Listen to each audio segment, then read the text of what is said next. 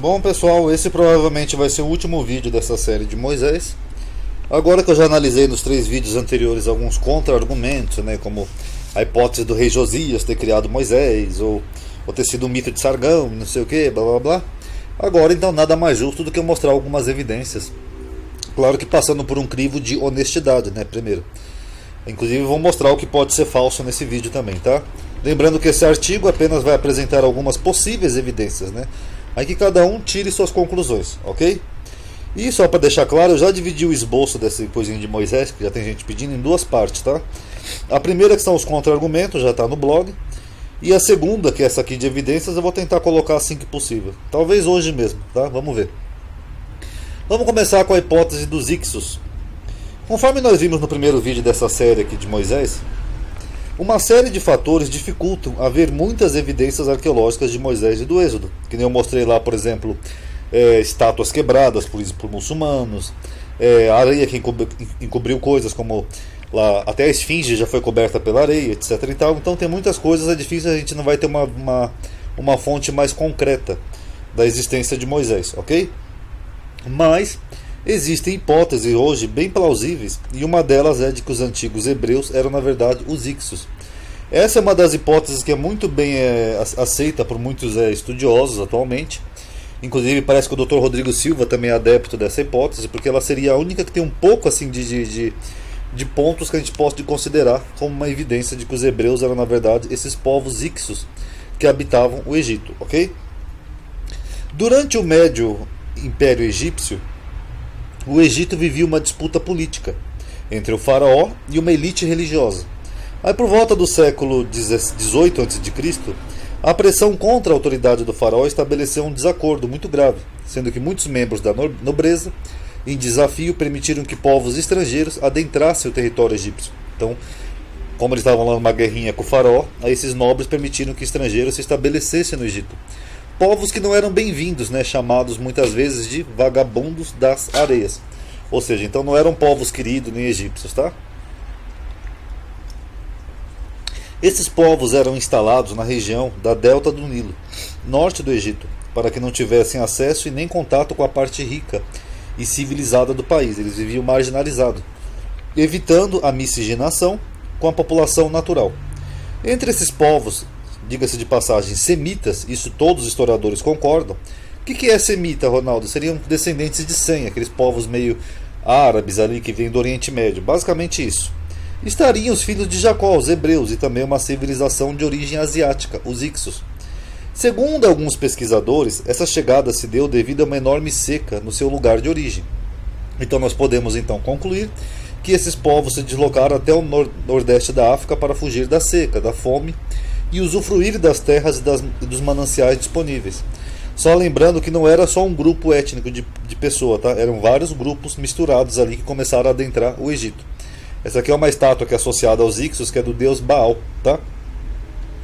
É entendido que os Ixos foram uma multidão de povos asiáticos, então não era só um, do corredor sírio-palestino e dos desertos próximos, que preenchiam progressivamente o delta do Nilo à procura de comida. A época consiste principalmente na substituição de governantes e na forma de governo. E a Bíblia menciona, né, basicamente o mesmo, né, que o povo hebreu desceu para o Egito por causa da fome. A Bíblia fala, e não havia pão em toda a terra, porque a fome era muito grave. Então temos uma concordância aqui.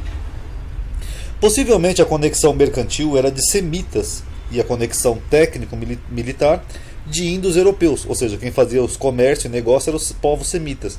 E a conexão mais militar nessas coisas era mais com aqueles povos indo-europeus que migravam do Vale do Indo. Os Ixos no começo era mais uma associação de povos, como eu falei, não era só um povo, era uma mistura de vários povos diferentes. E um acontecimento tecnológico e cultural, mais do que conquistadores militares, propriamente dito. Em Hakkasu, pastores, estrangeiros e nômades. Enquanto o Egito era tomado por disputas políticas, os Ixos desenvolveram a sua economia e sociedade, naquela parte margeada ali do Egito, além de formar um exército muito bem armado, com armas resistentes e cavalos de guerra. Dessa forma, quando eles iniciaram o processo de dominação contra os egípcios, isso aqui é interessante também, pessoal, que existe essa versão de que os hebreus não foram escravos no Egito, mas na verdade era um povo que durante um tempo dominou o Egito. E nós vamos ver algumas coisas curiosas acerca disso, tá? Não tiveram dificuldade de vencer as instáveis forças que controlavam a região do delta do Nilo. Só lembrando que também não é todo o Egito, tá? É só aquela parte onde eles se estabeleceram.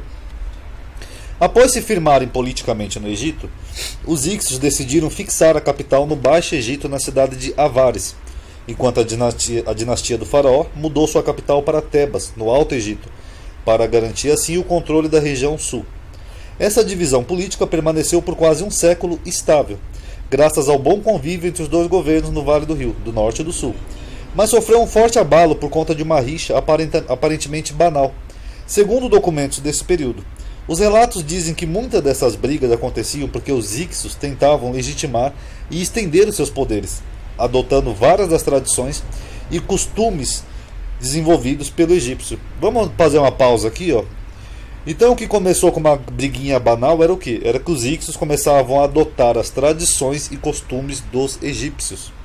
Vocês notaram que interessante? Deixa eu fazer uma pausa aqui.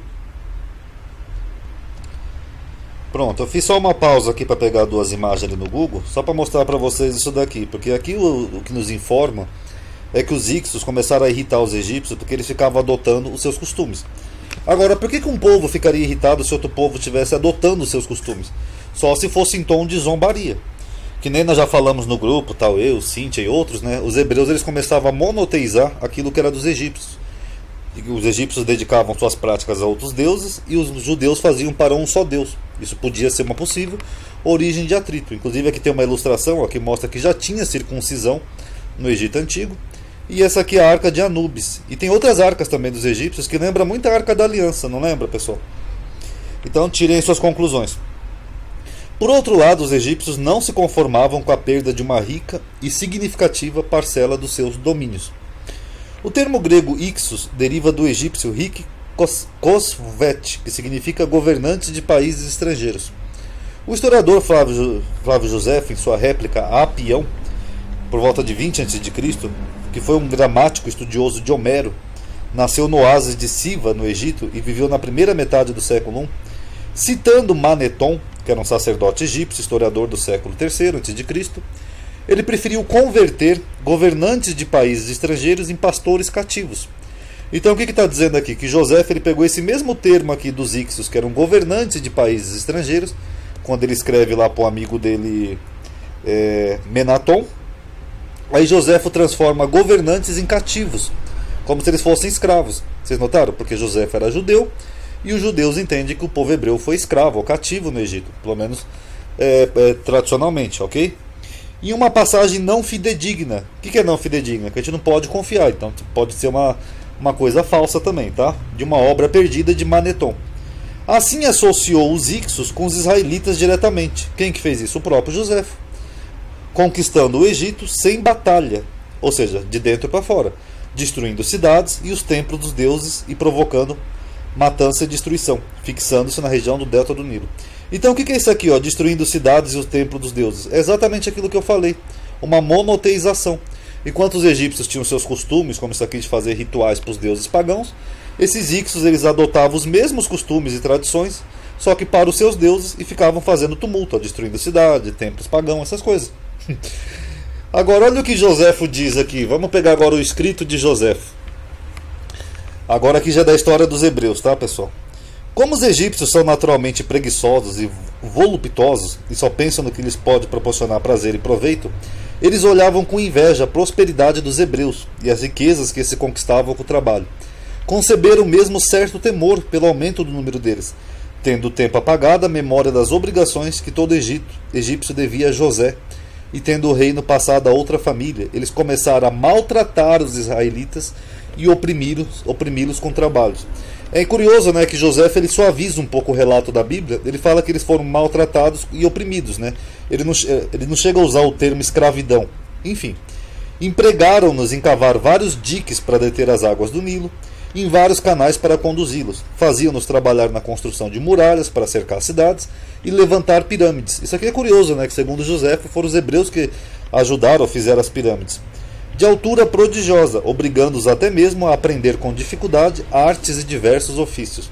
400 anos assim se passaram, com os egípcios procurando sempre destruir a nossa nação e os hebreus, ao contrário, esforçando-se por vencer todos esses obstáculos. Aqui tem um PS no livro de Joséfo que fala que aqui os 400 anos seriam apenas 215 anos, que seria a opinião dos rabinos, tá? Mas não sei até que ponto isso é verdade. E segundo a Bíblia, vamos ao relato lá do Êxodo: e levantou-se o novo rei sobre o Egito, que não conhecera José, o qual disse ao povo: eis que o povo dos filhos de Israel é muito, e é mais poderoso que nós. Então aqui nós temos uma evidência que poderia sim ser comprovada a teoria dos Ixo, porque segundo o relato da Bíblia, esse povo era mais poderoso que os egípcios. Então não parece bem um povo tão oprimido, né? Parece um povo realmente que incomodava e guerreava com os egípcios, né? Eia, usemos de sabedoria para com eles, para que não se multipliquem, e aconteça que, vindo guerra, eles também se ajuntem com nossos inimigos e pelejem contra nós e subam da terra. Aqui é curioso também na Bíblia, mais uma evidência interna, que eles falam assim, ó, subam da terra. Vocês lembram aqui na hipótese do Ixo que nessa divisão que houve, os egípcios eles foram para a terra do alto, lá de Tebas, aqui, ó, mudou sua capital para Tebas, aqui, ó, no Alto Egito.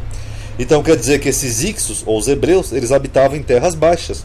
Será que é por isso que a Bíblia menciona aqui, ó, subam, ó, e subam da terra? Porque os hebreus estavam na parte baixa, aqui, ó, e subam da terra. É uma hipótese. E puseram sobre eles maiorais de tributos, para os afligirem com suas cargas, para edificarem para a Faraó cidades armazém, Pitom e Ramsés. E quanto mais os afligiam, tanto mais se multiplicavam e tanto mais cresciam, de maneira que se enfadavam por causa dos filhos de Israel. E os egípcios faziam servir os filhos de Israel com dureza. É engraçado que aqui também a Bíblia só usa o termo servir, né? Mas ela não é bem específica sobre o que era. Depois é que vai sendo mais especificado em outros livros da Bíblia. Assim que eles fizeram amargar a vida com uma dura servidão, em barra e tijolos, e com todo o trabalho no campo, com todo o seu serviço, que os obrigavam com dureza. Aqui já dá a entender sim que seria um tipo de servidão forçada, tá? Mas continuando. Os egípcios, por fim, em uma guerra com 480 mil homens, cercando Avares, que era o Baixo Egito, a terra baixa, onde ficavam os Ixos, derrotaram os Ixos em combate. Eles chegaram a um acordo que permitiu que os Ixos deixassem o país sem sofrer dano, levando suas famílias e seus bens e indo então para a Judéia, onde fundaram Jerusalém. Então aqui é uma hipótese, tá, pessoal? Foi assim que por volta de 1580 a.C., no governo do faraó Amose, você lembra desse nome aqui, ó, Amose, que a gente vai mostrar mais algumas evidências e coisas desse faraó Amoses I, os conflitos militares contra os Ixos se intensificaram, com o intuito de recuperar a unidade política do Antigo Egito. Tiveram que superar duas frentes de batalha, uma ao norte, que era os Ixos, e a outra ao sul, dos Núbios, da África, povo que cooperou militarmente a favor dos Ixos. Após a vitória do novo império, desse faraó Amose, inaugurou uma nova etapa na supremacia egípcia. Aqui é uma imagem ilustrativa, tá, que eu peguei do Google, que mostra a vitória de Amose sobre os Ixos.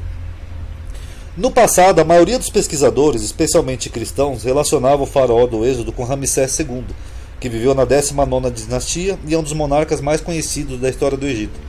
Isto porque esse faraó é reconhecido como fundador da cidade de Ramsés, que é aquela que a Bíblia menciona, onde julgava se tratar da cidade celeiro mencionada na Bíblia. Entretanto, os pesquisadores modernos concordam que a menção do nome Ramsés na Bíblia não é um forte indício bastante para localizar o Êxodo na 19ª dinastia, com base em textos como o de 1 Reis 6.1, que data que o reino de Salomão, há cerca de 400 anos após o Êxodo, ele teria de ter ocorrido antes de Ramsés II. Conforme novas pesquisas e descobertas realizadas pela arqueologia e egiptologia, o faraó considerado como o do Êxodo é Tutmés III, que coloca a chegada dos hebreus do Egito no período dos governantes dos Ixos, que também eram semitas. Isso aqui é do Wikipédia, tá, pessoal? Então, hoje a maioria considera que a hipótese dos Ixos seria a mais provável. Ou Amoses ou Tutemes, lembrando que eles são da mesma dinastia, tá, os dois faraós. Agora, olha que curioso, o que Tácito falou? Segundo Tácito, que era Públio Cornélio Tácito, durante o reinado de Bocores, houve uma praga no Egito, que causava deformidades físicas. Eu não sei quem é esse Bocores, tá? Mas é da mesma dinastia aqui. O rei foi ao oráculo de Amon, daí vem o nome Amon-Razes, que Amon era um deus egípcio. Lembra que eu falei que Amon e Moses era filho? Então Amoses era filho de Amon. E recebeu como resposta que deveria deixar os hebreus irem, um povo odiado pelos deuses do Egito. Isso segundo Tácito. Os hebreus foram reunidos no deserto e foram salvos por um deles chamado Moses, que os aconselhou a não confiar nos deuses e nos homens, mas apenas em Deus. Então essa citação de Tácito é estranha, né? Porque Tácito era um historiador secular, e eu não sei por que ele menciona isso, até porque Tácito não era judeu, né? Ele era Publius Cornelius Tácito. Então fica aí para curiosidade. Vamos ver agora outras evidências. A estela de Amoses. Acho que dá para pôr tudo no vídeo só. Essa estela menciona uma tempestade forte como nunca antes nas terras do Egito, acompanhada de extrema escuridão. A Bíblia fala exatamente da mesma coisa. Eis que de manhã, por este tempo, farei chover saraiva muito grave, do qual nunca houve do Egito, não sei o que, desde o dia que foi fundado até agora. A Mose, que é aquele que eu falei que é o faraó aqui, ó, que é a mais provável hipótese dos hebreus no Egito, conclui-se que o faraó do Êxodo foi o próprio, não Ramsés, como as pessoas costumavam achar. Na história, o faraó Amoses ele é famoso por expulsar um povo estrangeiro do Egito, por volta de 1550 a.C. O Egito era governado por pessoas que os egípcios chamavam de Ixo, então eles governavam aquela parte baixa, sul do Egito, tá? Segundo essas informações. Inclusive, o faraó da época de José foi um desses, que vieram juntos na época da fome e invadiram o Egito. No caso, não os hebreus, mas outros povos vizinhos, que nem aqueles índios, tal, etc. e tal. A história egípcia afirma claramente que os Ixos que governavam Avares, ali na parte baixa, ao norte do Egito, eram semitas, como os israelitas, e que partiram em massa num êxodo conhecido como a expulsão dos Ixos. Então, quando Amós derrota os Ixos e eles vão embora, foi uma expulsão em massa. E isso está relatado aqui, ó, na estela de Amós, quando o famoso faraó expulsou esses Ixos dos hebreus, eles foram em massa num êxodo em massa, tá bom?